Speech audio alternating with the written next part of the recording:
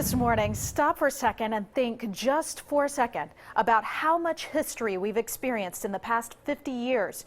There are so many pivotal moments that have changed our lives in some way, and one man witnessed many of those events through the eyes of a camera lens and captured them for the whole world to see. And now he shares some of those stories with us in this Eye on History.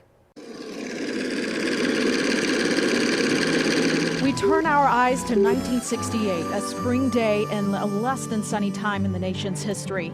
It's the height of the civil rights movement in Memphis, Tennessee. Clarence Gibbons, a young cameraman for CBS News, stands at the foot of a stage, watching through a lens as Dr. Martin Luther King Jr. takes the platform once more in his pursuit for peace. Responding to the call. It was different from any speech he'd ever given before. We recognized that because we'd heard them all before. And most of them were, he had a dream. Well, this one was different. His speech was like, we have been to the mountaintop as a people. We as a people will go to the other side. He says, I won't be with you on the other side, except in spirit. It sounded like a man that either knew he was going to die, was either wishing he was going to die, or had a premonition you can't explain. But Gibbons was not prepared for the nightmare that came next. We followed him to the Lorraine Hotel that night. He went into a room behind the office on the ground floor.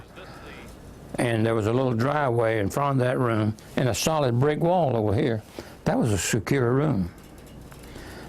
He told us good night from the door, closed the door, we all left. When I say we all, NBC, CBS, ABC. A little later on into the night, radio broke out. I had the radio on, and news broke in that Martin Luther King had just been shot. It was then that the tragedy became the full focus for Gibbons and the country. When we got to the emergency room, we didn't go in the emergency room door, but we were standing right there at the door. Film camera, not video camera, the film camera, and a couple of newspaper reporters. And Andy Young walked up.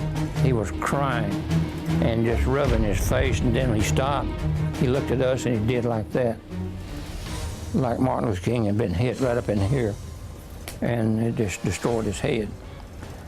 And he said, he's gone. That whole town broke apart that night and rioted, and it was just a bad time.